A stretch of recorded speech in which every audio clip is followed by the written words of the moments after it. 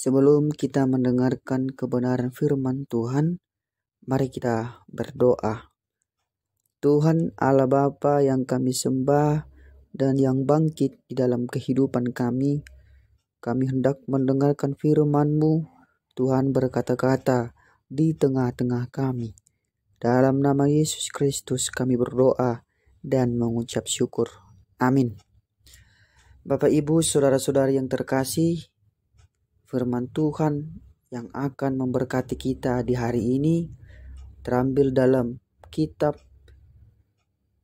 Injil Lukas pasal yang ke-24 ayat pertama sampai ayat 12. Kita ikuti dalam hati kita masing-masing. Saya akan membacakannya untuk kita. Demikianlah bunyi firman Tuhan. Tetapi pagi-pagi benar pada hari pertama, minggu itu mereka pergi ke kubur membawa rempah-rempah yang telah disediakan mereka. Mereka mendapati batu sudah terguling dari kubur itu. Dan setelah masuk, mereka tidak menemukan mayat Tuhan Yesus. Sementara mereka berdiri termangu-mangu karena hal itu, tiba-tiba ada dua orang berdiri dekat mereka, memakai pakaian yang berkilau-kilauan. Mereka sangat ketakutan dan menundukkan kepala. Tetapi kedua orang itu berkata kepada mereka, "Mengapa kamu mencari Dia yang hidup di antara orang mati? Ia tidak ada di sini. Ia telah bangkit. Ingatlah apa yang dikatakannya kepada kamu ketika ia masih di Galilea, yaitu bahwa Anak Manusia harus diserahkan ke tangan orang-orang berdosa dan disalibkan, dan akan bangkit pada hari yang ketiga." Maka teringatlah mereka akan perkataan Yesus itu. Dan setelah mereka kembali dari kubur, mereka menceritakan semuanya itu kepada ke-11 murid dan kepada semua saudara yang lain. Perempuan-perempuan itu ialah Maria Magdalena, dan Yohana, dan Maria ibu Yakobus. Dan perempuan-perempuan lain juga yang bersama-sama dengan mereka memberitahunya kepada rasul-rasul. Tetapi bagi mereka perkataan-perkataan itu seakan-akan omong kosong, dan mereka tidak percaya kepada perempuan-perempuan itu. Sungguh pun demikian Petrus bangun lalu cepat-cepat pergi ke kubur itu. Ketika ia menjenguk ke dalam, ia melihat hanya kain kapan saja. Lalu ia pergi dan ia bertanya dalam hatinya, apa yang kiranya telah terjadi. Demikianlah firman Tuhan, pembacaan firman Tuhan Bapak Ibu, saudara yang terkasih. Berbahagialah kita yang mendengar dan merenungkan dalam kehidupan kita. Bapak Ibu, saudara yang terkasih dalam Yesus Kristus, saudara-saudari yang dikasihi Tuhan kita, orang bijak pernah berkata bahwa sesuatu yang pasti di dunia ini hanyalah satu, yaitu kematian. Selain kematian, maka tidak ada yang pasti di dunia ini. Orang kaya tidak akan pasti kaya untuk selamanya. Demikian orang miskin tidak akan pasti miskin untuk selamanya. Karena tidak ada satu orang pun manusia yang dapat menjamin kehidupannya ataupun kehidupan orang lain supaya tetap seperti itu. Apakah itu betul Bapak Ibu saudara-saudari? Toho ya manginang? Along dohi tanabui menjamin pernguluta? Pernahkah kita mendengar istilah mendung itu bukan berarti hujan? Nah, istilah mendung itu bukan berarti hujan adalah istilah yang menunjukkan bahwa tidak ada yang pasti di dunia ini. Mendung saja bukan berarti hujan. Gitu kan? Tetapi Bapak Ibu saudara-saudari yang terkasih, bagi kita orang Kristen, sesuatu yang pasti itu bukan hanya kematian. tetapi juga kebangkitan, yaitu kebangkitan Tuhan kita Yesus Kristus. Itulah keistimewaan kita orang Kristen. Jika ada orang lain berkata yang pasti itu hanyalah kematian, tetapi kita orang Kristen berkata yang pasti itu bukan hanya kematian, tetapi juga kebangkitan. Karena Tuhan mati bukan mati untuk selamanya, tetapi Dia bangkit kembali untuk mengalahkan maut. Itulah yang menjadi inti dari firman Tuhan kita hari ini, bahwa Yesus mati tetapi bangkit di hari yang ketiga. Apakah itu sesuatu yang pasti atau tidak pasti? Itu adalah dasar iman Kristen. Jika Yesus tidak bangkit, maka sia-sialah firman Tuhan ini. Maka sia-sialah kita menjadi orang Kristen, dan sia-sialah kita membaca Alkitab. Bapak Ibu Saudara yang terkasih, Selasa dan Rabu kemarin kita sudah merayakan Pasion pertama dan kedua. Selasa adalah Pasion pertama dan Rabu adalah Pasion kedua. Jumat kemarin kita sudah merayakan Jumat Agung. Kita sudah memperingati hari penderitaan dan kematian Yesus. Maka sekarang kita berpesta karena Yesus telah bangkit. Yesus telah mengalahkan kematian untuk selamanya. Jumat Dia mati, maka hari ini, hari Minggu, Dia bangkit. Yesus telah bangkit. Itulah penggalan kata yang disebut oleh dua orang yang berdiri dekat Maria Magdalena yang berpakaian berkilau-kilauan. Dikatakan bahwa Maria Magdalena dan perempuan-perempuan yang lain datang melihat kubur Yesus dengan membawa rempah-rempah. Tetapi sampai di sana mereka justru dikejutkan. Dua orang yang berpakaian berkilau-kilauan itu berkata, "Mengapa kamu mencari Dia yang hidup di antara orang mati? Yesus tidak ada di sini. Ia telah bangkit."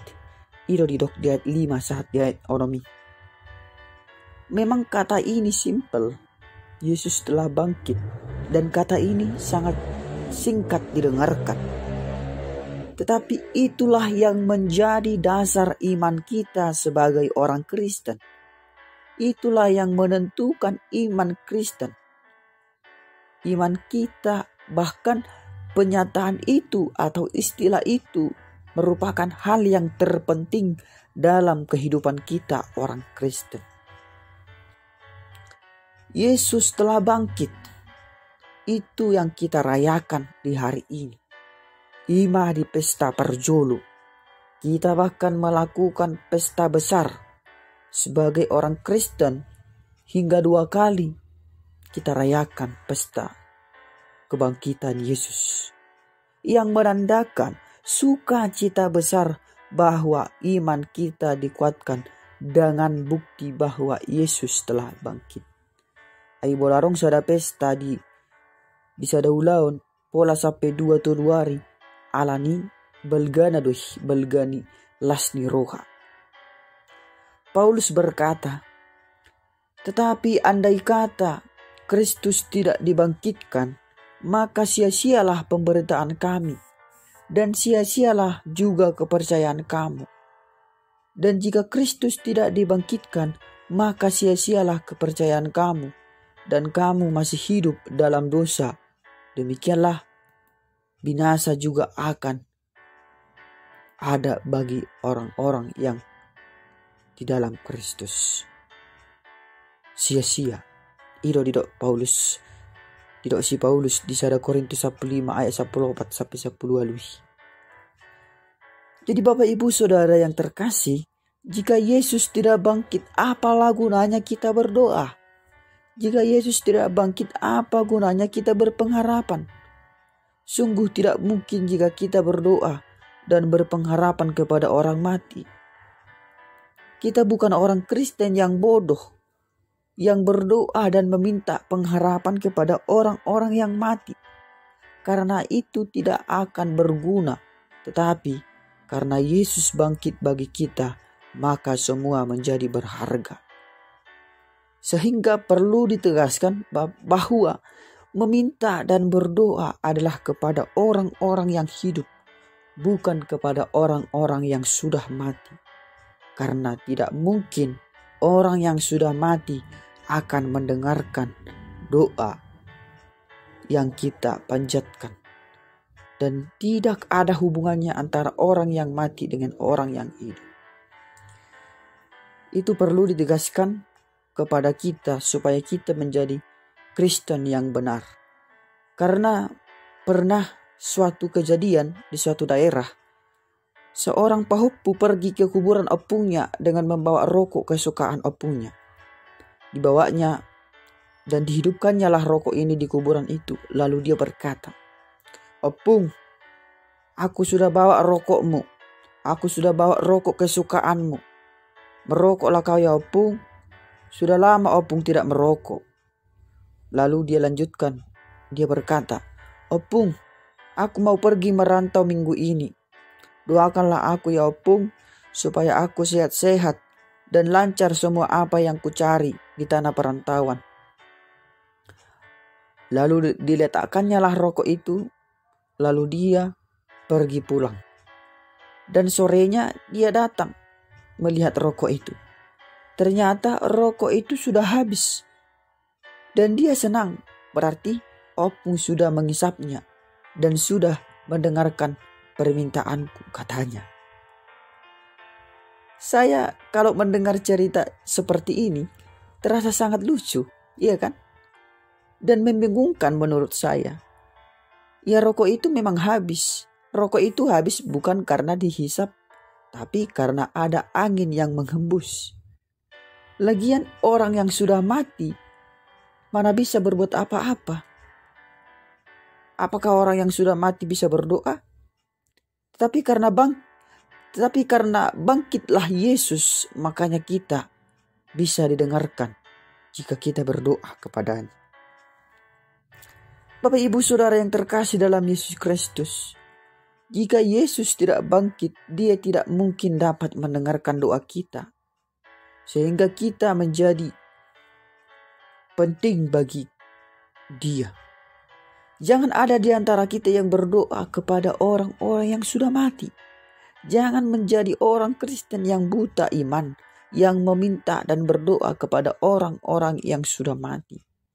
Tetapi lain hal jika kita berdoa di tempat orang mati atau mungkin di kuburan. Kalau itu tidak salah, karena memang dimanapun kita dapat berdoa. Yang penting kita tidak berdoa untuk orang yang mati, apalagi meminta supaya kita diberkati ataupun didoakan oleh orang-orang yang sudah mati. Itu tidak akan mungkin. Bapak Ibu Saudara-saudara yang terkasih, jika Yesus tidak bangkit, apalah gunanya kita menyembah, memuji, bernyanyi, dan datang bergereja? Paulus berkata, sia-sialah semua itu. Sia-sialah firman ini. Tidak akan berfungsi sedikit pun bagi kita yang mendengarkan.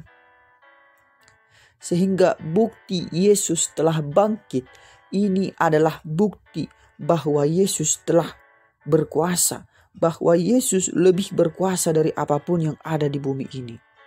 Yesus bukan tidak bisa mengalahkan apa yang membunuh dia atau membunuh orang yang ingin menyakiti dia supaya dia tidak mati.